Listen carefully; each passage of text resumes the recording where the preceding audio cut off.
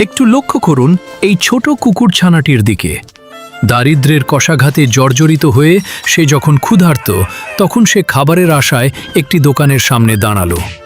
কিন্তু ভুলবশত হোক বা কৌতূহলবশত সে তামাকের প্যাকেটে হাত দিতেই দোকানদারের নির্মম নির্যাতনের শিকার হলো।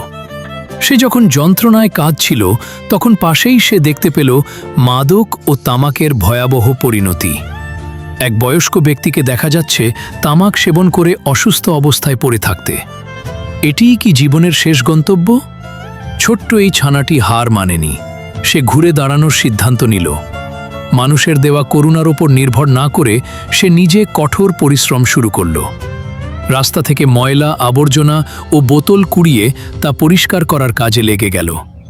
দিন রাত এক করে সে ময়লার ট্রাক চালিয়ে অর্থ উপার্জন করতে লাগল। তার একটাই লক্ষ্য ছিল, সে নিজে বাঁচবে এবং অন্যদেরকেও এই মরণ নেশা থেকে দূরে রাখবে। অবশেষে তার জমানো অর্থ দিয়ে সে আবার সেই দোকানে ফিরে গেল। তবে এবার নিজের জন্য নয়, বরং জনস্বাস্থ্যের জন্য ক্ষতিকর সেই বিষাক্ত তামাক ও গুটখাগুলো সব কিনে নিল।